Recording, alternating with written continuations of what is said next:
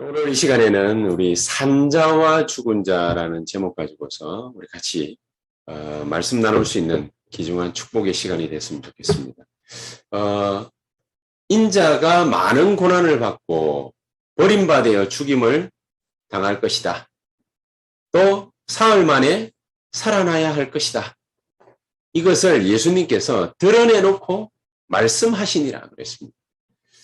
자, 어떤 사람은 이 말 때문에 시험 드는 사람이 있어서 예수님을 떠나갔고, 어떤 사람은 남아서 하나님이 약속하신 138의 놀라운 축복을 받은 자들이 따로 있습니다. 저 여러분들은 어떻습니까? 이전에 제가 신학교 다닐 때 교회사를 공부해 보니까 되게 재밌더라고요. 이 교회사에 보면은 여러 가지 많은 얘기들이 나오는데 그 중에 뭐 옛날 고대 교회사 뭐 이런 거는 일단은 차치하고서라도 현대, 근대 현대 교회사 이런 공부를 갖다 이래 해보면은 굉장히 재밌어요. 왜냐면은 시점이 그냥 우리하고 가깝기 때문에 특히나 전쟁 만난 세대, 그 전쟁 만나고 난 이후의 세대, 이 이후의 세대에 벌어진 여러 가지 교회사의 장면들을 보면은 굉장히 재미난 내용들이 나와요. 그 중에서 독일 사람인데 굉장히 전 세계 뭐 절반 이상 이 사람의 신학을 따라갈 만큼 한 시대를 풍미한 그런 신학자가 있습니다. 이름이 뭐냐면은 칼 바르트라는 사람. 이 독일 사람인데 이 독일 사람인 칼 바르트가 인생에 있어서 가장 중요한 얘기를 갖다 했어요. 무슨 얘기를 했냐면 성경 속에도 하나님의 말씀이 있다. 언뜻 들으면은 굉장히 성경적인 얘기 같고 굉장히 복음적인 얘기 같아요. 성경 속에도 하나님의 말씀이 있다. 그래서 자기는 한 손에는 신문, 한 손에는 하나님의 말씀, 바이블 이거를 붙잡는다. 그 붙잡고서 세상을 보고 세상을 판단하고 세상을 살아간다. 그렇게 얘기를 했어요. 그 칼바르트 이후에 전쟁 세대 이후에 모든 삶이 어떻게 되냐. 지금 유럽은 저와 여러분들이 잘못 그 여행 갔다가는 굉장히 큰 피해를 봅니다. 제가 한 번은 영국에 가가지고 런던에서 런던에서 제일 유명한 그 하이디 파크인가? 하여튼 그 공원을 갔어요. 되게 넓고 좋더라고요. 한국에는 그런 공원이 없는데 그 미국의 뉴욕에 가면은 센트럴 파크라고 있지 않습니까? 센트럴 파크 같은 그런 큰 공원이에요. 런던 한복판에 있기 때문에 수많은 런던 시민들이 와서 또 시물, 이게 또 뭐 여러 가지 많은 것들을 갖다 행사들도 하고 하는 그런 장소예요. 구경하러 갔다가 카메라를 잊어버렸어요. 카메라를. 뭐 어디 가가지고 잠시 핫도그 하나 사 먹는데 핫도그 사가지고 너무 기쁜 나머지 핫도그 먹는다고 정신없어가지고 딴 데 이렇게 쳐다보고 하이드파크 뭐 사람들 막 구경한다고 하고 있는데 1분도 안 돼가지고 카메라 이 생각이 들어가지고 뒤를 딱 돌아보니까 카메라가 없어요. 그 이제 나중에 알았죠. 아, 이 유럽에는 도둑놈이 많구나. 그 이제 뭐 지금 오니까 뭐 우리 다 잘 알고 있으니까 지갑 같은 거 조심하고 막 이러는데 도둑놈만 많으냐? 아니거든요. 영적인 병이 얼마만큼 넘쳐나느냐, 예수라는 아이들은 학교 가가지고 동성애자가 되지 않으면은 왕따를 당해요. 우리 멤버였는데 어떤 아이가 여학생이 마약 환자였다가 그러다가 복음을 받고 치유를 받고 영국 런던에 있는 유명한 디자인 학교를 탁 갔는데 거의 대부분 마약 환자. 그러니까 얘한테 또 마약을 건 거예요. 얘는 이제 완전히 복음으로 승리한 애니까 그걸 갖다가 견뎌냈는데 그런 아이들이 굉장히 많이 있습니다. 굉장히 많다 정도가 아니라 거의 지배를 하고 있습니다. 뭐 동성애자뿐만 아니라 우리는 뭐 동성애 해라 말아라 뭐 지금 그게 아니고 뭐 그게 좋다 나쁘다 뭐 그런 말도 아니고 동성애자도 사람이잖아요. 복음 받아야 될 사람이고 그런 사람들에게 정확한 복음을 갖다가 증거해야 되잖아요. 그런데 제가 하는 말이 그 말이 아니라 이 전쟁 세대 이후에 사람들이 뭘 찾았냐면은 인간의 존엄. 인간이 어떻게 이럴 수가 있느냐. 이렇게 해서 인간 시점에서 인간이 보는 눈으로 인간 존엄을 생각하니까 이거는 완전 막이거든. 이 세상이 지옥이라. 이제 그러는 와중에 나타난 사람이 칼 바르트라는 사람. 근데 비슷한 무렵에 또 미국에서는 1차, 2차 대공황을 겪으면서 미국은 직접적으로 전쟁을 갖다가 만난 그런 나라는 아닌데 유럽에서 벌어지는 세계 1차, 2차 전쟁에 참여를 했죠. 그러다 보니까 수많은 미국의 젊은이들이 그 유럽에서 벌어지는 그 전쟁통에 휩쓸려 가지고 이 친구들이 전쟁 후유증, 그 외상 후 스트레스 있지 않습니까? 그게 단순한 스트레스가 아니죠. 사람이 죽어가는 모습, 그다음에 자기 옆에 뭡니까 시체가 절비한 모습, 그다음에 자기가 부상당하고 말이죠. 그 얼마나 끔찍한 그런 영향을 갖다가 받았겠습니까? 또 미국에 있는 지금 젊은이들 같은 경우 뭐 이라크다, 아프가니스탄이다, 뭐 파키스탄이다 이런 데 가가지고 중동에서 전쟁 벌이고 온 친구들 가운데에서 외상 후 스트레스 그 굉장히 시달리는 친구들 많이 있거든요. 젊은 친구들 중에서. 자, 그런 사람들은 그냥 전쟁을 만난 게 아니에요. 이거 완전히 생지옥에 갔다 온 거거든요. 자, 그러다 보니까 미국에서 유명한 전도자들도 많이 나왔습니다. 빌리 그레함이라든지, 그 다음에 뭐 빌 브라이트 박사라든지, CCC 총재 있지 않습니까? 뭐 이런 사람들이라든지, 이런 유명한 사람들도 많이 나오기는 했어요. 그런데 이 사람들을 뛰어넘는 굉장한 영향을 주는 사람들이 있는데, 그 사람 가운데에서 오랄 로버트라는 그런 목사님이라든지, 캐서린 쿨만이라든지, 이런, 여성이 나와가지고, 전 미국인들을 대상으로 해서 치유사역을 한 거예요. 치유사역. 그렇게 해서 많은 사람들의 병을 고치고, 많은 사람들. 우리나라는 그랬죠. 우리나라도 6.25 이후에 전쟁 만나가지고 모든, 이렇게 현장들이 다 파괴가 됐으니까. 뭐 공장이고, 건물이고, 집이고 할 것 없이 싹 다 파괴가 됐으니까. 자, 지리산 골짜기, 뭐, 그런데도 막, 전쟁 총성이 막 오고 가고 했으니까요. 그러는 통에 우리나라 사람들이 얼마나 이게 전쟁 이후에 외상 후 스트레스와 그 다음에 가난과 무능과 이런 거에 질병 이런 거에 시달렸겠습니까? 완전 시달렸거든. 그러니까 그때 나타난 게 누구냐면은 얼마 전에 돌아가신 조용기 목사님이라든지 그 다음에 또 조용기 목사님의 그 장모인 그 최자실 이게 뭐 이렇게 목사라든지 뭐 이런 분들이 나타나가지고 전후에 한국 사람들이 가난하고 병들고 찌들리고 이러는 사람들을 많이 위로하고 그 사람들의 병을 고쳐주었어요. 그런데 참 희한한 그렇게 한 세기가 지나고 또 한 세기가 지나가는데 한국과 미국과 유럽은 어떻게 되어 있느냐? 정신병동이 되어 있어요. 여러분들 이번에도 그 사건 난 그 뉴스 보셨죠? 인하대에서 우리나라가 막 그렇게 치안이 좋기로 뭐 전 세계에 소문났다고 그러는데 인하대에서 이제 올해에 갓 대학 들어간 여학생이 빨가벗은 채로 옷 하나 입지 않은 상태로 길바닥에 그 건물 그 강의동 앞에 그게 쓰러져 가지고 이게 코로 입으로 귀로 피가 뭡니까 막 흥건하게 흘러나와 가지고 그리고 죽어 있는 심정지 상태. 예, 심정지 상태란 뭐냐면 실제로는 죽었지만은 의사가 이 사람 죽었어요라고 진단하기 전까지는 심정지 상태라네. 뭐 의학적으로는요. 아베가 죽었을 때도 그랬거든요. 심정지 상태로 병원에 갔는데 뭐 아무리 5시간 동안 뭐 심폐소생술 막 하고 했는데도 결국에는 살리지 못했다.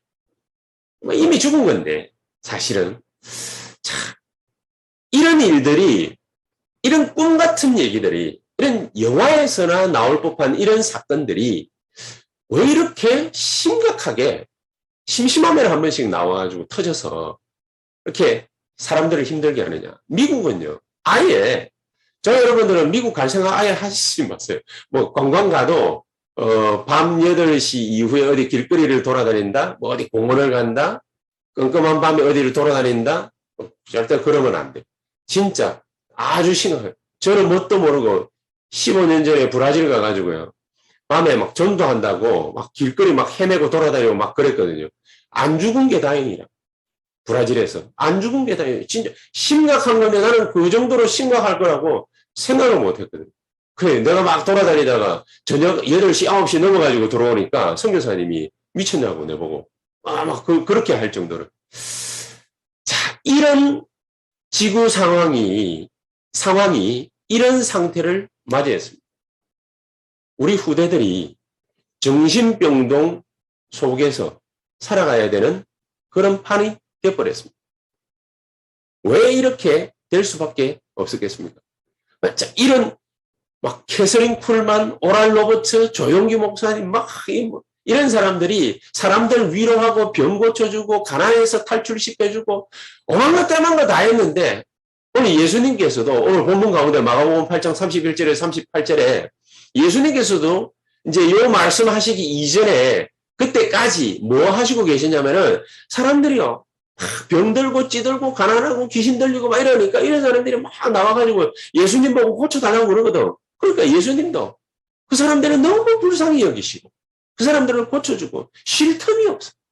그 정도로 기도할 틈이 없어가지고 밤새도록 산에 올라가서 기도하시고 뜬 눈으로 내려오셔가지고 그 다음날 또 사역하시고 그럴 정도로 그 정도로 병든 사람들을 고치고 어려운 자 환자들 이런 사람들을 돌보고 그래서 예수님께서 너무 안타까운 나머지 오늘 본문에 하신 말씀처럼 31절에 질문을 하신 겁니다.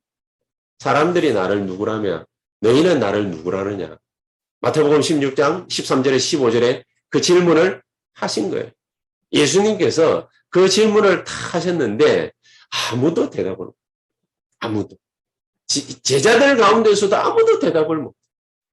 우리 보고 이게 그렇게 질문해요. 복음이 뭔 줄 아십니까? 이러면은 우리가 꿀먹은 벙어리처럼 가만히 있는 거 하고 비슷한 상황이죠. 우리가 복음이 뭔지 알고 체험했다면은 그러면은 뭐로든지 얘기를 할 텐데 이 제자들도 예수님이 기적을 이렇게 5만 대만 역사를 다 일으켰음에도 불구하고 그걸 보고서도 예수님 누군지를 정확하게 몰랐던 거예요. 그래서 사람들이 밖에 나가지고 얘기를 들어보니까 세례 요한이 다시 환생했는 것 같다. 이런 헛소리를 하고 예레미야 선지자가 다시 살아났는 것 같다. 모세가 다시 왔는 것 같다. 엘리야가 다시 왔는 것 같다. 능력의 선지자가 다시 왔는 것 같다. 이런 얘기를 하거든요. 이런 얘기를 하다가 하니까 예수님께서 맞는 얘기 같으면 그렇지 이렇게 말씀하셨을 텐데 예수님 대답 안 하고 가만히 계셨어요. 제자들도 말 없고 예수님도 가만히 그러다가 그럼 네가 볼 때는 내가 누구라고 생각해야 돼? 꿀먹은 벙어리처럼 가만히 있는데 베드로가 저 옆에서 끼어 들어가는 목소리를 했는지 안 그러면 고함을 쳤는지 확신을 가지고 얘기했는지 뭔지는 모르겠으나 주는 그리스도시요 살아계신 하나님의 아들이십니다. 정확한 신앙 고백을 갖다 했지. 예수님이 얼마나 기뻤으면은 세 가지 축복하십니다. 하늘에 계신 내 아버지가 너에게 이것을 알게 하시고 베드로야 너는 지금부터 반석이야. 내가 이 교회 이 반석 위에다가 너의 이 신앙 고백 토대 위에다가 내가 교회를 세울 거야. 그리고 음부의 권세가 절대로 무너뜨리지 못할 거야. 교회를 함부로 예수님이 피값 주고 사셔가지고 세우신 교회를 음부의 세력이 지옥 권세가 어떻게 없앨 수 있겠습니까? 근데 여러분 요즘에 보면은 교회들이 잘 팔려나가지요. 근데 교회가 팔려나가는 게 아니라 교회 건물이 팔려. 교회 건물이 나이트로 팔려나가고 교회 건물이 술집으로 팔려나가고 저 영국 가면은 교회 건물이 펍 이게 맥주 마시는 데 있잖아요. 뭐 그런 데로 팔려나가고 이게 이제 유럽은 법으로 딱 정해져 있어. 옛날 건물들은 뭐 50년, 100년 된 건물들 함부로 무너뜨리지 못하게 법으로 제정되어 있으니까 교회로 지었다가 그런 식으로 다 팔려나가는 거지. 함부로 못 무너뜨리는. 우리나라는 뭐, 한 30년만 되면 뭐 재건축합시다. 뭐 이러는데, 유럽은, 미국은 그거 못해. 함부로 뭐 그걸 못해. 뭐, 하다못해 일본만 가더라도요. 100년 된 그 일본 전통 가옥, 아직도 있어요. 그거 다시 수리해가지고 쓰고, 막 그러기도 하거든요. 우리 같으면 들어봐서 못 하는데, 그 막 수리해가지고 리모델링 해서 쓰고 그래요. 자, 절대로 못 무너뜨리는 이 어마어마한 축복을, 교회의 축복을 누구에게 예수님께서 주셨냐? 베드로에게. 신앙 고백 하나 똑바로 했다고. 그리스도가 누군지 똑바로 알았다고. 복음이 뭔지 정확하게 붙잡았다고. 아니, 세상에 이런 축복을. 그러면서 천국 열쇠를 너에게 준다. 한 번씩 기도하면 응답해 줄게. 이것도 아니고 아예 열쇠를, 우리 집 열쇠를 갖다가 여러분들에게 줘버리듯이. 열쇠를 줘버려. 천국에 함부로 들어갔다 나갔다 할 수 있는, 기도 응답을 갖다가 지 마음대로 받을 수 있는 그런 열쇠를 줘버려요. 이런 엄청난 축복을 예수님으로부터 베드로가 받은 겁니다. 그러면서 하시는 말씀이 이제 31절에 드디어 이 신앙 고백을 했습니다. 드디어 이 제자가 나왔습니다. 예수님이 십자가에 달려 돌아가시고 또 뭐라고 했습니까? 아까도 얘기했다시피 장로들과 대제사장들과 서기관들에게 고난받고 버림받아 죽임을 당하고 사흘 만에 살아나야 할 것이다. 드디어 이거를 갖다가 인자의 스케줄을, 예수님의 공생의 마지막 스케줄을 드디어 누구에게 가르쳐 주십니다. 제자들에게. 이 복음을 전달을 안 하는 거예요. 그럼 우리가 병고침 받았다. 뭐 할 겁니까? 돈 많이 벌었다. 성공했다. 뭐 할 겁니까? 복음이 뭔지 잘 모르는 상태에서 성공했다. 나중에 돌아버려요. 복음이 뭔지 몰라가지고 육신의 질병, 암 걸렸던 거 나았다. 나중에 더 비참해질 수 있어요. 이상한 일들이 계속해서 생기는 겁니다. 복음을 정확하게 모르면은, 복음으로 탐나지 못하면은 나중에요. 누구처럼 되느냐? 베드로처럼 돼요. 베드로가요. 복음을 알기는 알았는데 복음으로 정확한 눈이 열리지를 못해 놓으니까 마태복음 17장에 1절에서 9절에 그래서 예수님이 휘황찬란한 모습을 탁 보여주시니까 모세하고 엘리야하고 대화 탁 나누는 그 모습 탁 보고 여기다가 집 세 채 지어가지고 영원히 같이 삽시다 예수님. 그러니까 이런 헛소리를 갖다가 해야 돼. 거기에다가 이제 나중에는 뭡니까? 무슨 얘기까지 했습니까? 예수님이요. 십자가 달려 죽고 3일 만에 부활해야 될 거, 그 얘기를 갖다가 딱 하니까 대놓고 항변하죠. 예수님 붙잡고 하면 그러시면 안 됩니다. 바지가랑이 붙잡고 그러시면 안 됩니다. 그래 예수님이 뭡니까? 화가 나가지고 뭐 좀 화가 난 게 아니라 자기 같이 아끼는 제자에게 뭐라고 예수님이 말씀하셨어요? 사탄아, 내 뒤로 물러가라.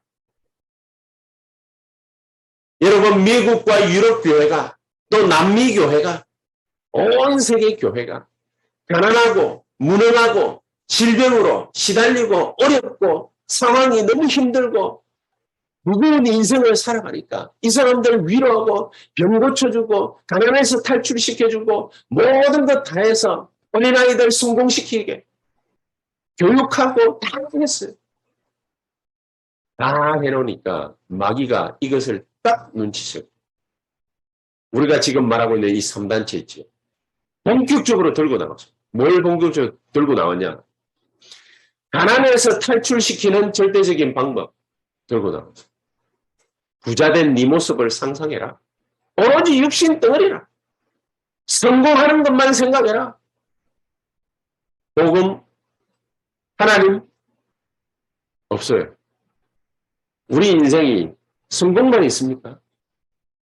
우리 인생은요. 희노애락이 같이 공존하거든요. 성공만 있습니까? 어떨 때는 실패하기도 합니다. 어떨 때는 한계에 부딪히기도 합니다. 얼마나 힘들고 무섭고 염려되는 일들이 많이 발생합니까? 오로지 성공만을 위하여. 자, 그렇게 달려가다가 자기 인생이 실패와 한계에 딱 부딪히니까 돌아버리는. 복음 아니면은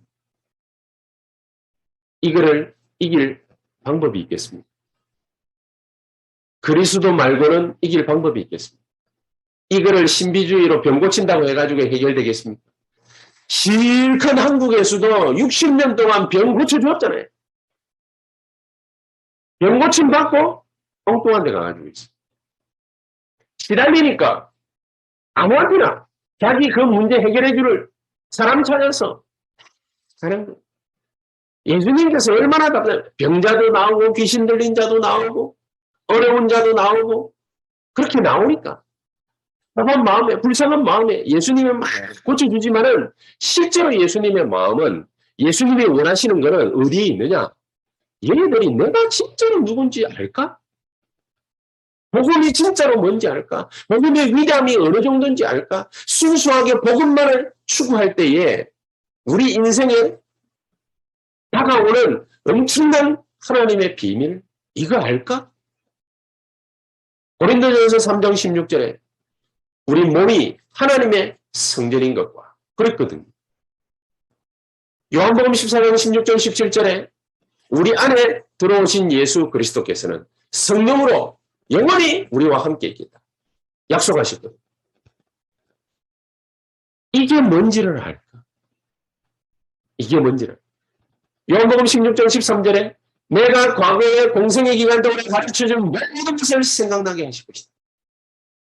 요한복음 14장 26절 27절에 너희에게 지혜가 필요하면 지혜의 성령 보혜사를 너희에게 보내서 가르치게 하실 것이다. 모든 것이 가능하다. 모든 것이. 과연 이거를 알까? 오로지 고침받는 것만 알고 오로지 남들보다 위에 있는 거 그것만 알고 성공하는 것만 알고 돈 버는 것만 알고 높은 것만 알고 좋은 것만 알고 그렇게 열심히 그것을 쫓아갔는데 마지막은 뭐냐? 지옥 배경이 우리에게서 멀어져 있음에도 불구하고 꼭 지옥 옆에 있는 것처럼 그렇게 인생을 살아가는 사람들이 너무너무너무 많다는 거죠. 그래서 사탄아 내 뒤로 물러가라. 네가 하나님의 일은 생각하지 않고 사람의 일만 생각하는구나. 하나님은요 우리를 지옥 배경 가운데 보여주려고 십자가 지신 것이 아닙니다. 물론 거기에서 우리를 해방시키려고 십자가 지신 것입니다. 당연하지 않겠습니까? 그러나 누구든지 나를 따라오려면 자기가 추구하는 것, 자기 이익, 자기 주장, 자기 생각 이거 버리고 자기를 부인하고 자기 십자가 지고 나를 쫓을 것입니다. 죽는 게 두려우냐? 물어보면 당연히 죽는 게 두렵지요. 그렇지 않겠습니까? 암 걸린 사람이 뭐 때문에 죽느냐? 죽는 게 두렵기 때문에 죽는 것입니다. 그게 지극히 어떤 면에서는 당연한 것입니다. 그러나 이 모든 것을 이길 수 있는 것은 뭐냐? 하나님의 일이 내게 나타나면 되는 겁니다. 하나님의 나라가 내게 이루어지면 되는 겁니다. 이 중요한 축복은 제껴놓고 사람들이 육신적인 것만 계속 찾아다니거든. 잘 먹고 잘 살고 잘 입고 잘 타고 잘 자고 그것만 쫓아다니거든. 그것만 쫓아다니는 걸 보니까 이게 나쁘다라는 게 아니죠. 우리에게는 반드시 필수적으로 당연히 있어야 되는 거예요. 있어야 되지만 그것만 추구하니까 결국에는 어디에 자빠지는 겁니까? 거기에 자빠져. 그래서 예수님이 하신 말씀입니다. 복음으로 답나야 되는데 복음으로 답 안 나면 필생즉사 반드시 살고자 하면은 죽게 될 것이다. 그런데 이 복음으로 답나버리면은 사도행전 이 2장의 예루살렘 교회 같이 사도행전 11장의 안디옥 교회 같이 죽을 위기에 처했는 그런데 이 복음으로 답나버리면 필사즉생 죽고자 하는데도 반드시 살아났고 이런 엄청난 축복을 누가 받았냐? 우리가 받았냐? 오늘 제목이 산자와 죽은 자. 살아있는 것 같아도요. 숨쉬고 있는 것 같아도요. 죽은 자의 모습으로 살아가는 사람이 너무너무 많습니다. 그러나 죽고자 각오를 했는데, 복음 때문에 죽고자 각오를 했는데 복음을 담나버리니까 다 살아나. 오히려 자기만 살아나는 게 아니라 사람들을 살려버립니다. 그렇죠. 창세기 2장 7절에 생기를 그 코에 불어넣으니 생명이 된지. 예수 생명, 예수 능력이 우리 안에 들어오는 것입니다. 그러니까 우리의 삶이 어떻게 됩니까? 윤택한 삶이 되는 것이 아니라 창세기 2장 17절, 18절 에덴의 축복이 그대로 우리 삶 가운데 찾아오는 것입니다. 이런 축복을 갖다가 우리가 맛봐야 되는데. 그렇죠? 그러니까 이걸 모르니까, 이걸 못 깨달으니까 예수님께서 십자가 처형 탁 얘기를 하고 나니까 두 종류의 사람이 탁 나와서. 두 종류의 사람. 예수님의 도움 실컷 받고 병고침 당하고 기적 보고 다 했어요. 오병이어의 기적, 칠병이어의 기적 다 경험했는데 다 도망가. 고작 남은 게 뭐예요? 사도행전 1장 14절. 120명 모임 어디에? 마가다락방. 거기에서 집중시대를 열어버립니다. 집중시대. 병화 여러분들이 우리 지난주에 유 목사님이 2부 예배 때 그 메시지를 하다. 집중시대를 열어. 임마누엘 서울교회만, 임마누엘 교회만 집중시대를 갖다 열어야 될 게 아니에요. 집중시대를 열어요. 우리 아이들에게 집중시대를 열어요. 우리 중직자들이 집중시대를 열어야 돼요. 저 같은 교육자들이 집중시대를 열어요. 집중시대를 여는 데 있어서 가장 중요한 게 뭡니까? 보좌의 축복. 이걸 시공간 초월의 역사가 그때부터 벌어지기 시작. 그러면요. 237의 중요한 문들이 우리가 요구를 해서 열리는 것이 아니라 열리게 되어 있습니다. 왜냐? 예수님께서 약속되어 있습니다. 마태복음 28장 18절에서 20절. 너희는 가서 모든 족속으로 제자를 삼아라. 처음부터 갈릴리에서 제자들을 갖다가 부를 때부터 마가복음 3장 13절 너희와 함께 있기 위함이며 또 나가 전도당하며 귀신을 내어쫓는 권세를 주기 위함이라. 그게 예수님이 사역을 마칠 때쯤에는 마가복음 16장 15절에 천하 만민에게 가라 말이야. 가서 뭐합니까? 19절 20절에 귀신 쫓아내고 그 자리에 보좌의 능력으로 내가 너희들과 함께 있을 것이다. 예수님이 약속하셨다. 교역자들만 이 축복을 갖다가 받을 내용이 아니고 보좌의 축복, 능력 이것을 온 성도가 동일하게 누려야 해요. 그냥 약속된 거니까. 그렇죠?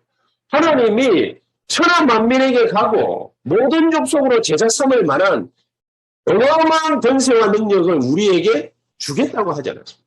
어떻게 말입니까? 내가 하늘과 땅의 모든 권세 가지고서 너희 중에 함께 하겠다.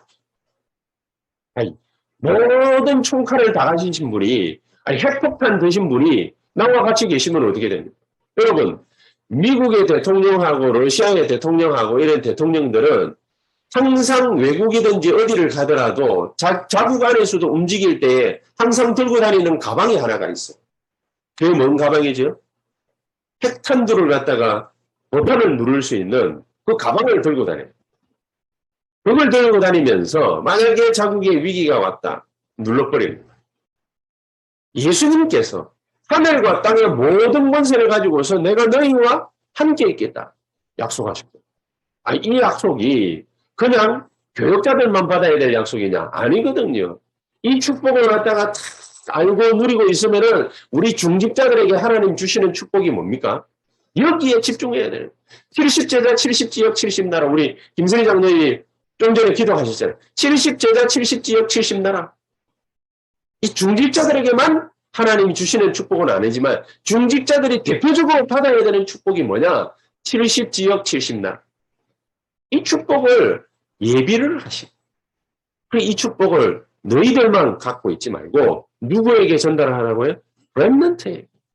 렘넌트에게 왜 전달해야 됩니까? 렘넌트들을 통해서 하나님은 렘넌트를 썸밋 만들고 렘넌트를 치유하고 썸밋 만들어서 237 나라를 갖다가 살리십니다. 그 계획이 있으십니다. 그 계획.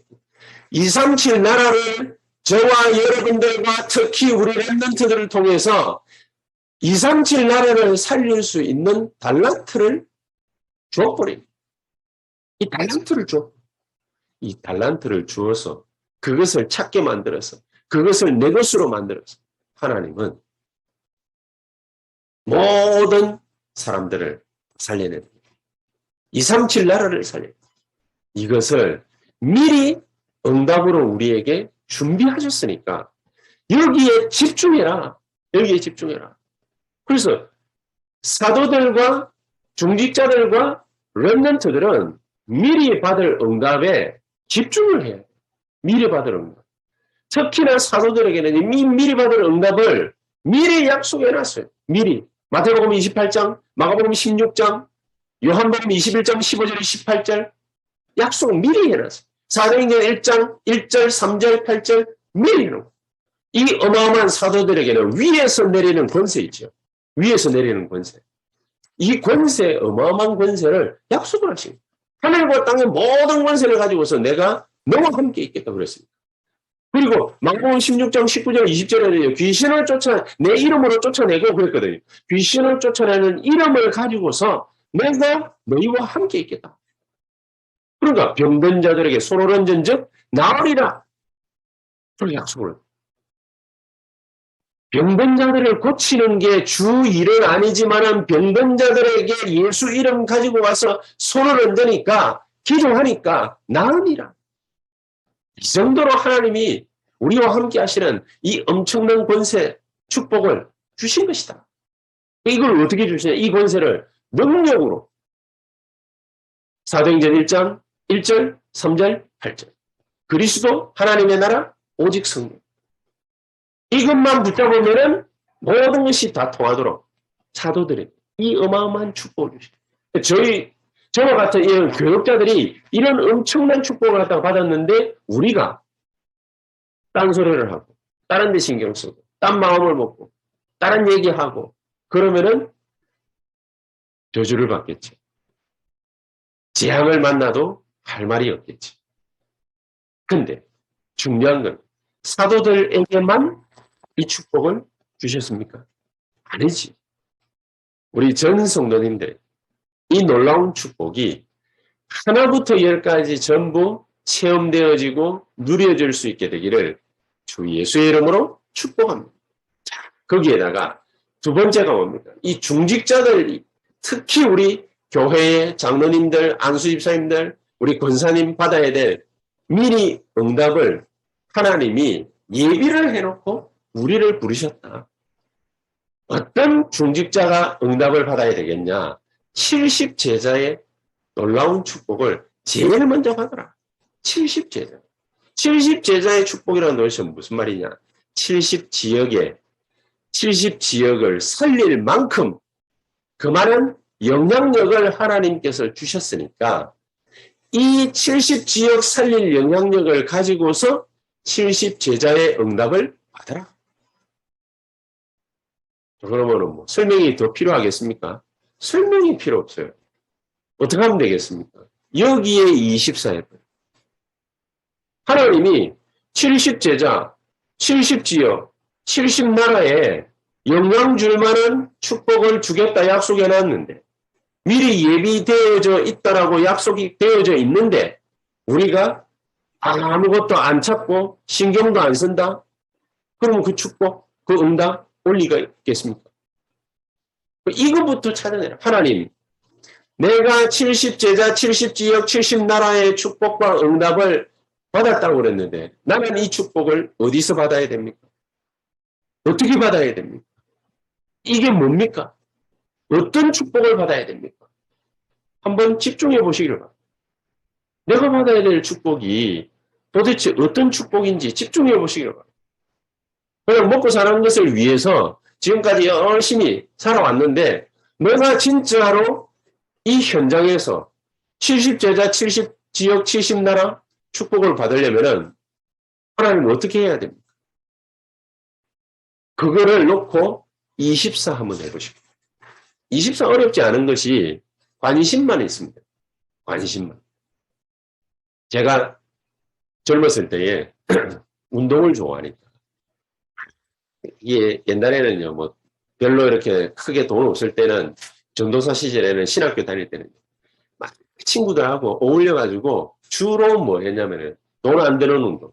농구공 하나만 있으면은 하여튼 날아다녔어. 그러니까 그 하루에 농구공 잡았다 이러면은 3시간, 4시간씩. 근데 그거는 별로 24는 안 되더라고요. 어느 날 이제 서울 올라와가지고 아이들하고 막 지내다 보니까 누가 저보고 스키를 타러 가대요. 스키를 타러 가자 해가지고 스키를 갖다가 1년 딱 배워보니까 이게 겨울만 되면 생각이 나네. 나중에는 스키를 갖다 좀 잘 타고 나니까요. 겨울만 생각이 나는 게 아니라 겨울이 기다려져. 겨울이. 겨울이 계속 기다려지고. 그리고 겨울 기다리다가 시절 딱 왔다. 그러면은 애들 데리고 가요.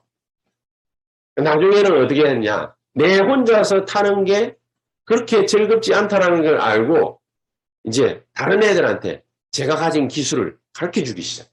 이렇게 타면은 무조건 2시간 안에 중급 탄다. 그러니까 스키를 가르쳐 주기 시작. 그리고 저하고 같이 스키 타러 갔다. 무조건 당일날 중급 타고 와요. 우리 해강이가 정인이지, 정인. 해강이한테 딱 가르쳐 줬거든. 간지 하루 만에 해강이 막바로 중급 탔으니까. 근데 그러고 난 다음에 내한테 얘기도 안 하고 이제 재밌는가 지 혼자서 뭡니까 저 아빠하고 맨날 설설설 타러 다니고 그래 되는 겁니다. 그거 23거예요. 시즌 안 왔는데 생각나. 이상하게요. 그게 바로 24입니다. 24 계속 하면은 하나님의 시간표에 어느 날 25가 탁 나타나요. 하나님 나라 임하는 그런 일이 벌어져요. 그런 내 힘하고는 아무 상관이 없어요. 하나님 정말로 내가 70제자 70지역 70나라 어떻게 이 축복과 은혜를 받으면 좋겠습니까? 나에게 역사해 주시옵소서. 그래 참 계속해서 이렇게 24 될 때까지 계속해서 기도를 하다 보면 관심을 갖다 보면 그러면은 70제자 70지역 70나라를 어떻게 찾지? 계속해서 관심 가지고 알아보고 조사해보고 그러다 보면은요 뭔가가 뻥 뚫리는 그 시간표가 와요. 24를 계속 하다 보면은 뻥 뚫리는 시간표가 오는데 그게 25예요. 하나님 나라가 임하기를 시작하거든요. 감동성포를 어떻게 하면 살릴 수 있겠습니까? 아무 생각 없이 가만히 앉아 있으면은 그러면은 아무 생각 없이 평생을 가만히 앉아 있어요. 그런데 감동성포를 어떻게 살리면 좋겠습니까? 계속해서 편집 설계 디자인 24 계속 해보다 보면 하나님이 문 열어주시는 거예요. 사도행전 2장 9절에 11절 15나라 문을 갖다 딱 열어. 하나님. 시간표 딱 보니까 15나라 문을 탁 열어. 문 열리는 데는 쉽잖아요. 그리고 복음을 갖다가 누가 받을 수 있을까 고민할 필요 없어. 문 열린 데가 가지고 복음 열하니까 3천제자 일어나. 사도행전 2장 41절. 그렇죠. 이게 발전해가지고 어디까지 갔냐. 큰 환란을 만나고 최고의 위기를 갖다가 만났는데 예루살렘 교회가 흩어진 제자들 70인 제자들이 안디옥이라는 곳에 모여가지고 안디옥 교회를 만들었어요. 모이면 죽는다고 그러는데 안디옥 교회를 탄생시켰어요. 사도행전 11장 19절. 큰 환란으로 인하여 그랬거든요. 그게 계기가 된 거예요. 그게 이유가 된 거예요. 그러니까 이 축복을 갖다가 누가 제일 먼저 받았냐? 최고의 축복은 중직자들부터 먼저 받았어요. 중직자들 되라고 말이 아니라 중직자가 먼저 받을 수밖에 없는 하나님의 은혜의 눈을 하나님이 열어줘버린 거예요. 환난을 환난으로 안 보고 위기를 위기로 보지 않는 거예요. 이게 바로 기회라는 거예요. 정말 여기에서 교회를 만들어서 세계복음을 해야 될 것이다. 그렇죠? 그러고 기도하고 있는데 또 핍박이 왔어. 베드로서가 가버리네. 그걸 갖다가 위기라고 느끼지 않고 문제라고 생각하지 않은 거예요. 사도행전 12장 1절에서 25절. 이 최대 위기를 만났을 때 중직자들이 모여가지고 하나님 앞에 기도한 겁니다. 그러니까 하나님이 중직자들이 이유 있게 모여서 기도하니까는요. 베드로를 갖다가 빼내버려요. 교회를 살려버려요. 이런 축복이. 이게 중직자들이 미리 받아야 될 응답으로 하나님이 예비하신 것입니다.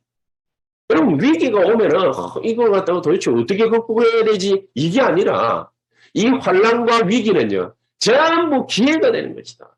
무슨 기회가 되는 것이냐? 이거는 24 해보면 답 나와요. 그렇죠?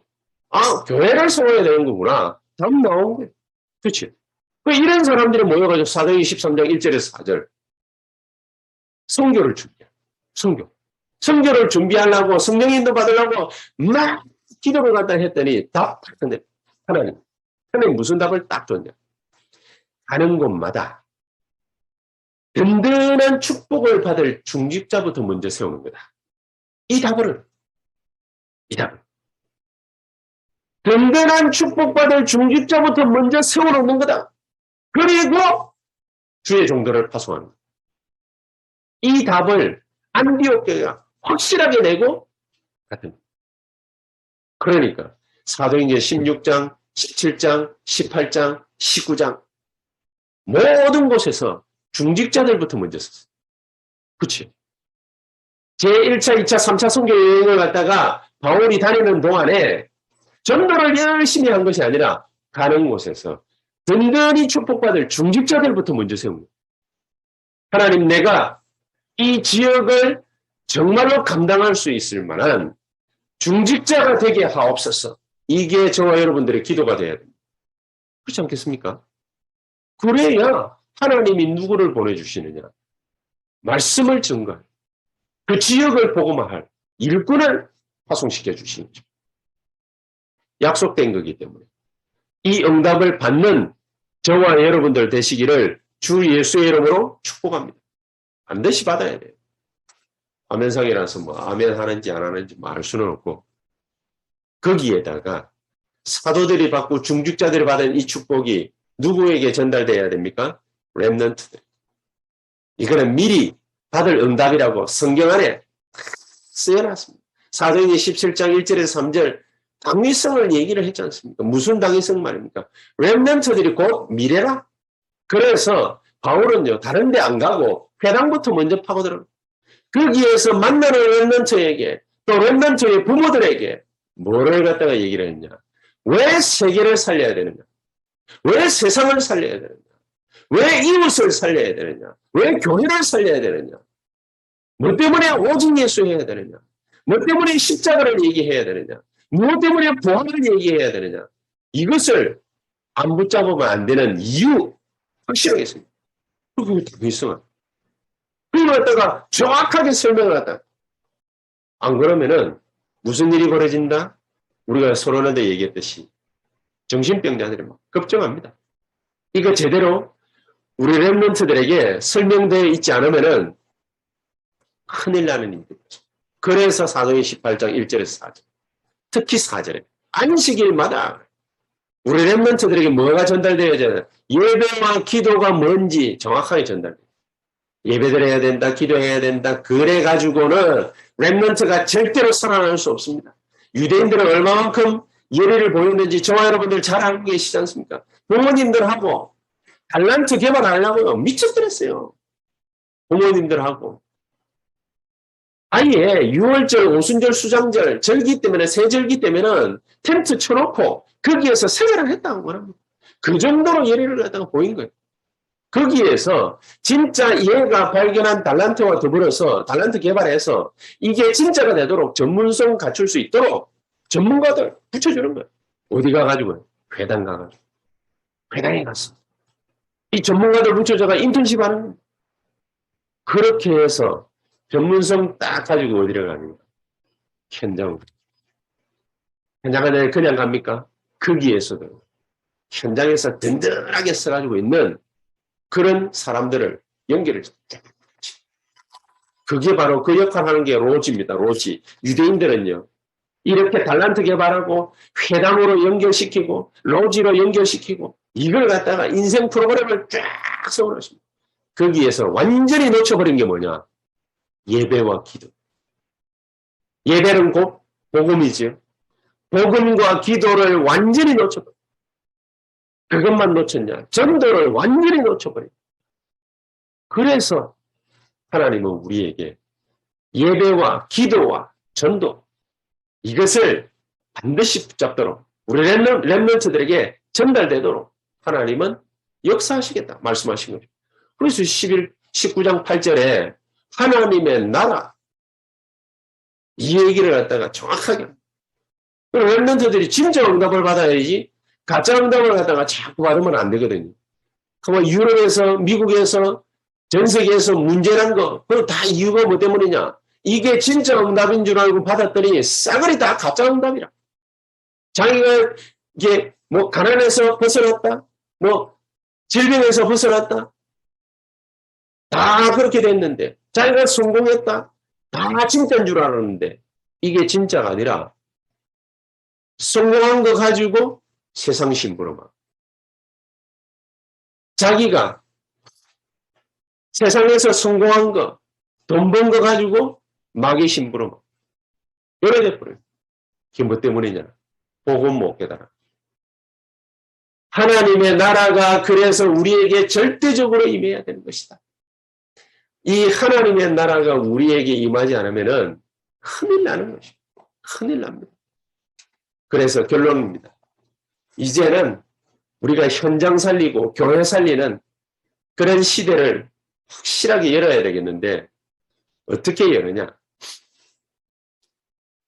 첫 번째, 영적 축제를 우리가 만들어야 되겠는데 어떤 영적 축제를 만드느냐? 적어도 한 주에 한 번씩, 이 목사님이 그 얘기를 해요. 한 주에 한 번은 영적 축제를 만들어라. 영적 축제를 해라. 무슨 영적 축제를 하느냐? 우리 막 축제를 한다고 그러니까 막 사람들 막 떼거리를 몰리고 막 많은 사람들이 몰리고 이런 것만 생각을 하는데 한 사람 한 사람에게 영적인 페스티벌이 돼요. 그게 안 되니까 온 세계에 우상단지, 신전, 우리나라에서는 뭐 템플스테이 뭐 이런 거 가지고 사람들이 확 몰려들거든요. 뭐가 없기 때문이냐? 영적인 축제가 교회 안에서 사라지기 시작. 교회 안에서 사라지기 시작. 자그마한 것에서부터 영적 축제를 갖다가 거예요. 이번 주간에 어저께 토요일 날 그 유초등부 아이들 데리고서 영적 축제를 갖다가 하나를 이렇게 했어요. 지금 7, 8월 달에 유초등부에서 기획회가 준비를 해서 우리 배현진 집사하고 같이 이제 이 아이들 불러 모아가지고 과학을 얘기하는 것처럼 하면서 이 아이들에게 복음을 심는 거예요. 과학 얘기하는 것처럼. 그러고 막 찌잡고 말이지. 얘가 막 어떻다 저떻다 막 얘기를 하는 것 같이 복음 얘기를 하다. 이런 영적 축제를 통해 가지고 아이들에게 뭐를 심느냐? 복음을 심고 기도를 심고 전도를 심는 것입니다. 그렇게 해서 우리의 목적이 뭐죠? 영적 DNA를 바꾸는 것입니다. 우리의 목적이 영적 DNA를 이 영적 DNA를 갖다가 바꾸려고 하니까 일주일에 한 번 가지고는 안 된다. 처음에는 일주일에 한 번씩 이렇게 하지만은 매일같이 영적 DNA를 바꾸는 하나님의 말씀 가지고 영적 DNA를 바꾸는 복음화 될 수 있도록 만드는 것이다. 기도화 되어질 수 있고 전도화 되어질 수 있고 237화 되어질 수 있도록 그렇게 만드는 것이다. 우리 성도님들의 모든 산업 현장이 237화 되어질 수 있도록 만든다. 우리 성도님들의 산업 현장이 그냥 밥 먹고 사는 것 때문에 의식 때문에 가는 거잖아요. 그럼 하나님이 쓰실 수도 없어요. 그게 어떻게 바뀌어야 되느냐. 237화 237과 연관이 있어요. 237과 관계가 있어요. 늘 얘기처럼 느껴지시죠? 그만큼 하나님의 소원과는 멀리 동떨어져 있다. 이게 지겨운 생각이 들고 안 좋은 생각이 들죠. 뭐 이거하고 내하고 뭔 상관이 있을까? 그렇죠. 그만큼 하나님의 소원과 멀어져 있다. 우리가 237을 화시켜 놔야 됩니다. 영적 DNA를 싸그리 교체를 시켜요. 안 그러니까 이 무슨 그 뭡니까? 신천지 뭐 이런 데서요. 하나님의 성회, 이거 뭐 하나님의 교회 이런 단체들 있지 않습니까?